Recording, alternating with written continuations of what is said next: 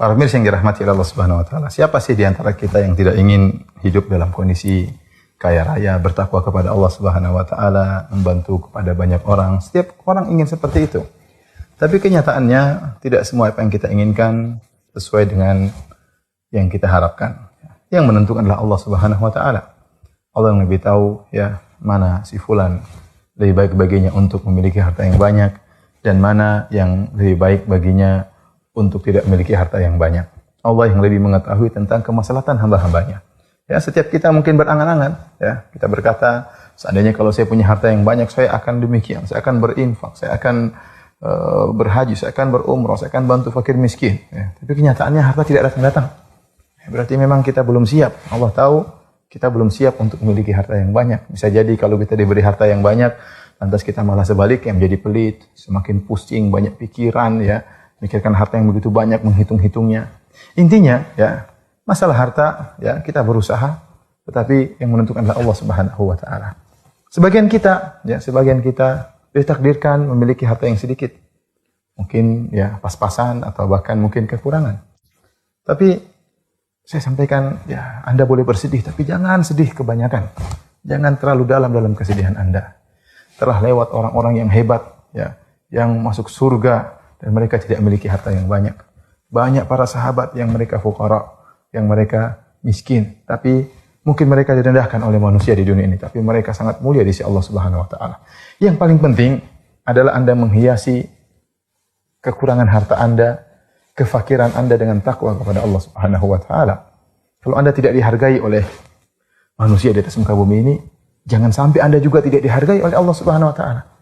Jadilah Anda seorang yang mulia, yang berharga, yang tinggi, dengan apa? Dengan ketakwaan di sisi Allah. Inna akramakum indallahi atqakum.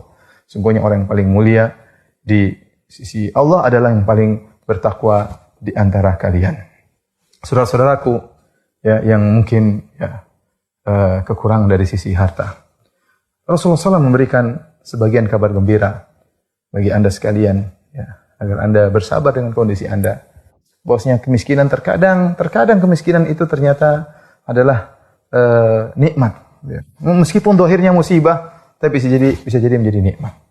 Oleh karena dalam satu hadis Rasulullah SAW bersabda, Inna fuqara'a ummati yadkhulunal jannata qabla al-aghniya bi 500 am. Atau kama qala Nabi SAW. Rasulullah SAW sungguhnya orang-orang miskin dari umatku akan masuk surga, ya, 500 tahun sebelum orang-orang kaya. Allah telah menjelaskan, kok bisa yang miskin lebih dahulu masuk surga daripada si kaya? Karena si miskin tidak memiliki harta. Apa yang hendak dihisap dari hartanya? Dia tidak memiliki harta. Bila dengan si kaya, rumahnya mungkin banyak, mobilnya mungkin banyak, ya, kemudian emas dan peraknya banyak, bangunannya banyak, hisapnya panjang, yang membuat dia tertunda untuk segera masuk surga. Adapun si miskin dengan kehidupan yang pas-pasan, ya, apa yang mau dihisap darinya? Ya, apa yang dia mau dihisap darinya? Saya sering sampaikan contoh sederhana. Ada seorang miskin, dia tidak memiliki HP yang keren, dia tidak memiliki HP yang canggih. Ya, memiliki HP biasa aja. Adapun si kaya mungkin memiliki HP yang canggih, bahkan HP-nya 2 atau 3, ya, bukan 2 atau 3, HP-nya canggih-canggih semua. Si miskin apa yang dihisap dari HP jadul kata orang. Isinya cuma apa? Cuma daftar nama. Ya, kalau mungkin ada daftar utang, ya, daftar yang sederhana. Tapi coba si kaya yang memiliki HP yang banyak, apa yang isinya? Isinya ada Google, ada YouTube, ada Facebook, ada apa lagi? Twitter. Ini semua dihisap satu-satu. Berapa banyak yang dia sudah buka dari searchingan, dari googling, apa yang sudah dia lihat, apa yang sudah dia baca, apa yang dia sudah share, banyak sekali yang mungkin datanya sudah hilang, tapi tidak hilang di Lauhil Mahfuz. Tidak hilang di Lauhil Mahfuz. Ya, ini saja sudah bisa kita bayangkan betapa lama perbedaan antara si miskin yang memiliki HP yang sangat sederhana dengan orang yang memiliki HP yang satu saja, HP-nya canggih, sudah banyak hisapnya, apalagi 2 HP atau 3 HP. Maka kiaskanlah dengan yang lain. Bagaimana lagi dengan orang yang tidak punya mobil dibandingkan orang yang punya mobil, bahkan mobilnya gonta-ganti misalnya. Hisapnya panjang, ya. Karena setiap harta yang kita miliki dihisap oleh Allah Subhanahu wa taala. Si miskin kalau dia bertakwa kepada Allah, dia akan masuk surga, ya, sebelum orang-orang kaya. Bukan berarti orang kaya tidak mulia, tidak. Mereka dihisab dulu, meskipun bisa jadi mungkin pahala mereka sama dengan si miskin ya. Nanti derajatnya sama di surga. Atau si kaya ternyata pahalanya lebih banyak karena sering bersedekah dan selanjutnya membantu yang orang miskin dan yang lainnya mungkin derajatnya lebih tinggi. Tetapi dari sisi mana yang lebih dahulu mau surga, maka si miskin lebih dahulu. Dan inilah rahmat Allah, kata Syekhul Islam Ibnu Taimiyah dalam Majmu' Fatawa. Kenapa? Karena si miskin ini lebih dahulu untuk segera merasakan kenikmatan. Si kaya dia sudah merasakan kenikmatan di dunia. Lama dia nikmat. Puluhan tahun dalam kenikmatan. Si miskin hidup susah. Maka orang ini lebih dengan rahmat Allah lebih utama untuk dahulu merasakan kenikmatan di surga. Demikian juga dalam hadis yang lain. Rasulullah SAW bersabda. Ya, awwalun nasi wurudan alaihi fuqara'ul muhajirin. Kata Nabi SAW, orang yang pertama kali akan mendatangi telagaku. Telaga Nabi SAW nanti di hari kiamat di padang mahsyar tatkala matahari jaraknya 1 mil, orang-orang dalam kepanasan, dalam kehausan, di situ ada telaga Nabi SAW. Ya, di mana para umatnya bisa mendatangi telaga tersebut. Dan yang pertama kali datang kata Nabi SAW adalah fuqara'ul muhajirin, orang-orang fuqara dari kaum muhajirin. Yang kata Nabi SAW, asyu'athu ru'usan, ad-dunusu thiyaban, la yankihuna al-mutana'imat, wa la yuftahu lahum as-sudat. Ya.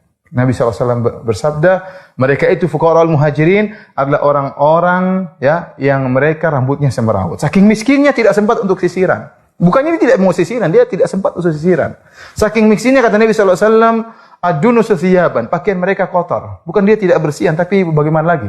Zaman dahulu para sahabat pakaian mereka sedikit, bahkan susah untuk sering mengganti pakaian. Ya, mereka susah. Kemudian apa kata Nabi SAW? La yankihunal mutana'imat. Mereka tidak menikah dengan wanita-wanita yang memiliki kedudukan. Ya. Jadi kalau istilahnya kalau mereka tidak menikah, melamar seorang wanita ditolak. Dan kita tahu betapa sedihnya kalau orang melamar kemudian ditolak. Melamar anaknya orang kaya ditolak, melamar anaknya pejabat ditolak, suka sama seorang wanita ditolak. Ini sangat menyedihkan ya. Kemudian wala yuftahu lahum as-sudat, dan tidak dibukakan pintu-pintu mereka. Kalau mereka bertamu, ya tidak dibukakan pintu. Kenapa? Orangnya tidak dihargai, miskin. Ya, kalaupun dibukakan pintu, sebagaimana penjelasan sebagian ulama, kemudian masuk sebagai tamu, tidak diperhatikan. Tidak diperhatikan. Ya.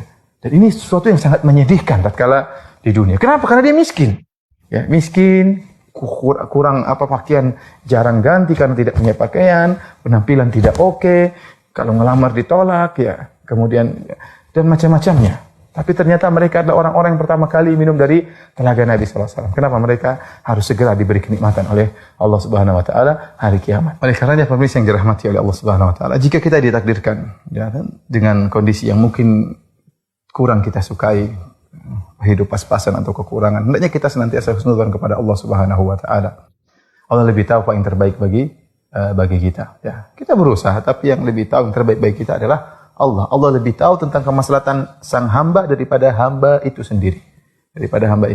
Dan ingatlah kehidupan ini hanyalah sementara. Waktu Rasulullah SAW melihat para sahabat menggali khandak, ya, dalam kondisi mereka kelaparan, dalam kondisi musim dingin tatkala itu, Rasulullah SAW kemudian mengatakan kepada mereka, Allahumma la aisha illa aishul akhirah.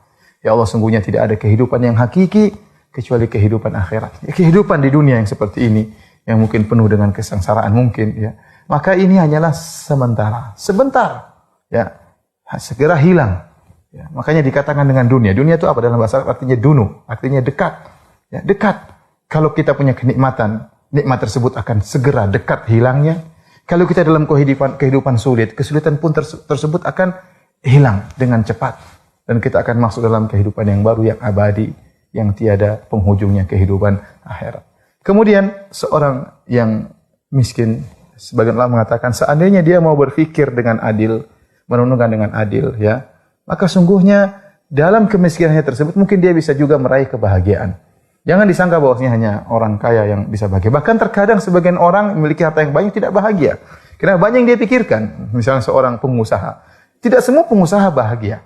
Ya, bahkan terkadang supirnya lebih bahagia daripada pengusaha tersebut. Karena apa? Dia banyak yang sudah pikirkan. Bagaimana perusahaannya, bagaimana persaingan dengan pengusaha-pengusaha yang lain, bagaimana harus menggaji para pegawai, bagaimana menyimpan harta ini, bagaimana orang-orang terdekat yang ingin mengambil hartanya, banyak yang dipikirkan. Sehingga kita dapati banyak atau sebagian orang-orang kaya tidak bisa hidup tenteram. Sementara kita lihat sebagian orang miskin, ya bisa hidup dengan tenang, ya jika dia memiliki sifat qanaah dan husnudzan kepada Allah Subhanahu wa taala. Wallahu taala alam bisawab.